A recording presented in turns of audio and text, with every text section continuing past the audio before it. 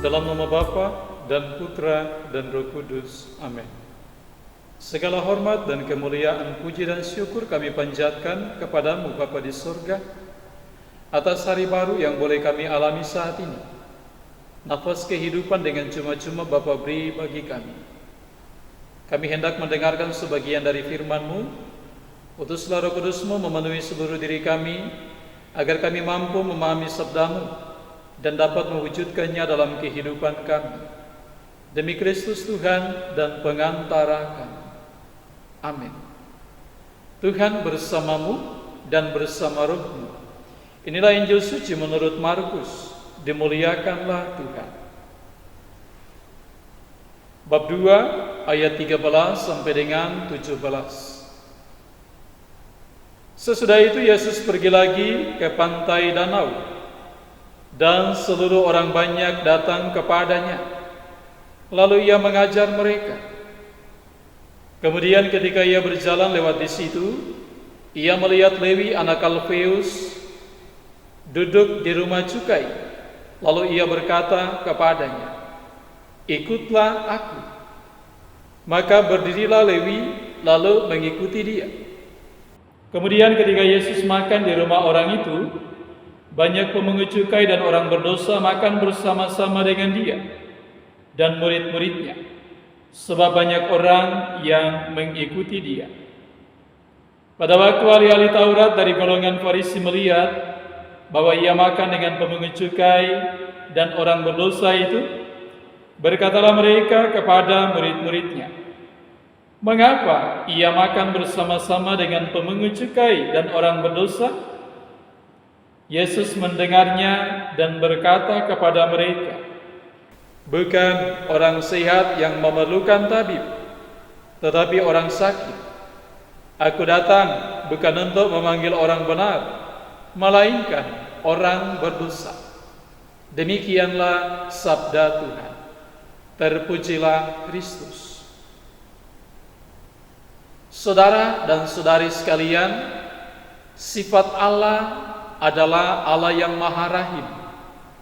Dia penuh belas kasih, Dia penuh kasih setia. Bahkan Dia bersikap penuh pengampunan dan selalu memberi kesempatan kepada pendosa untuk bertobat. Allah yang kita punya juga, Dia tidak pernah memperhitungkan dosa dan kesalahan kita. Allah juga tidak pernah menolak kita. Justru Dia menerima dan menyelamatkan kita.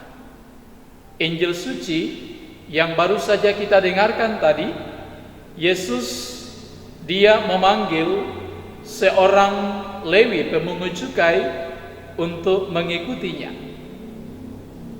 Ia melihat Lewi anak Alfeus duduk di rumah cukai, lalu ia berkata kepadanya, "Ikutlah aku." Yang menarik adalah ketika Yesus berkunjung ke tempatnya, duduk dan makan bersama dengan si pemungut cukai, si Lewi ini, ahli-ahli Taurat dan orang-orang Farisi merasa terganggu dengan kehadiran Yesus di rumah si Lewi pemungut cukai. Maka dalam ayat yang lain mengatakan demikian, pada waktu ahli-ahli Taurat dari golongan Farisi melihat bahwa ia makan dengan pemungut cukai dan orang berdosa itu, berkatalah mereka kepada muridnya, "Mengapa ia makan bersama-sama dengan pemungut cukai dan orang berdosa?" Bapak, Ibu, Saudara, sekalipun dalam kehidupan sosial bermasyarakat, si Lewi pemungut cukai ini diasingkan, dijauhi, dan tidak dianggap barangkali dalam kehidupan sosial bermasyarakat oleh karena latar belakang kehidupannya. Tetapi ketika Yesus hadir, Yesus mengubah semua cara pandang itu.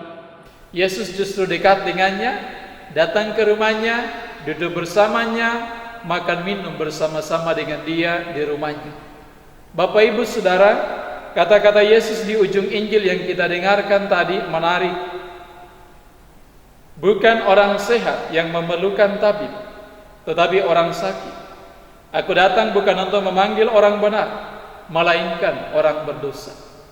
Bapak Ibu Saudara, sekali lagi, sebesar apapun dosa atau kesalahan yang dilakukan oleh si Lewi pemungut cukai, tetapi Yesus tidak pernah memperhitungkan dosa dan kesalahan. Justru Yesus menerimanya, Yesus mengasihinya, Yesus mencintainya. Kehadiran Yesus justru mengubah hidup si Lewi pemungut cukai. Dia menjadi orang benar di mata Tuhan. Dia menjadi orang baik di mata Tuhan. Kita pun dalam kehidupan harian kita, barangkali kita juga melakukan dosa dan kesalahan, kekeliruan dan kelalaian yang kita lakukan di hadapan Tuhan, tetapi juga di hadapan seorang akan yang lain dalam kehidupan kita. Tetapi sadarilah bahwa Tuhan tidak pernah memperhitungkan dosa dan kesalahan kita. Tuhan juga tidak pernah menolak kita. Justru Tuhan menerima dan menyelamatkan kita di dalam kehidupan kita. Yang perlu kita lakukan dalam kehidupan kita adalah terus-menerus berupaya untuk memperbaharui diri, memperbaiki diri dari sikap dan perbuatan kita yang barangkali merusak hubungan kita dengan Tuhan, tetapi juga dengan sesama di dalam kehidupan harian kita. Semoga Tuhan selalu memberkati dan menolong kita. Allah Bapa yang Maha Baik, syukur bagimu atas sebagian firman yang sudah kami dengarkan dan kami renungkan. Mohon curahan Roh Kudus-Mu bagi kami, agar kami mampu untuk mengamalkan firman-Mu dalam kehidupan kami. Demi Kristus Tuhan dan pengantara kami. Amin. Tuhan bersamamu dan bersama roh-Mu. Semoga Allah yang Maha Kuasa memberkati saudara sekalian, keluarga saudara sekalian, Bapa dan Putra dan Roh Kudus. Amin.